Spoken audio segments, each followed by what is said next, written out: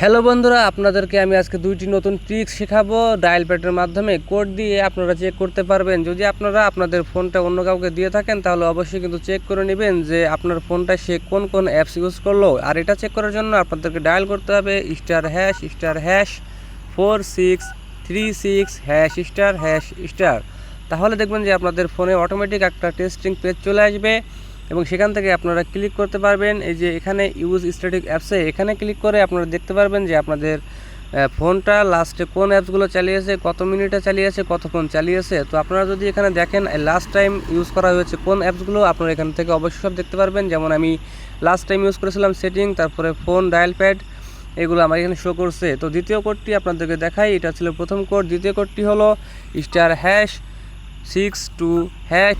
এখানে ডায়াল করার পরে দেখতে পাচ্ছেন যে একটা পপ আপ চলে এসেছে এবং এই পপ আপে লেখা আছে কল ফরওয়ার্ডিং ভয়েস এত নাম্বার। তো এটার মানে হলো যে আমার কোনো ফোন আসলে এই নাম্বার থেকে ওই নাম্বারে ফোন যায়, এখান থেকে ওখানে ডাইরেক্ট কল ফরওয়ার্ডিং হতে পারে, আমার সকল কথা সে শুনতে পারে। এমন যদি আপনাদের হয়ে থাকে, আপনাদের ফোনে যদি এমনটা হয় যে আপনাদের কথা কেউ শুনতে পারে, যদি কেউ কল ফরওয়ার্ডিং করে রাখে, তাহলে আপনারা অবশ্যই কিন্তু এটা অফ করতে পারবেন। তো আমি এটা অফ করে দিব। এখন আপনাদের যদি মনে হয় আপনারা আগে প্রথমে চেক করে দেখুন, তারপরে আমাকে কমেন্ট করে জানান। যদি আপনাদের প্রয়োজন হয় তাহলে অবশ্যই কমেন্টে জানাবেন, তাহলে আমি আপনাদেরকে নেক্সট টাইমে এটা কিভাবে অফ করতে হয় সেটা দেখিয়ে দিব। ধন্যবাদ সবাইকে, ভালো থাকবেন।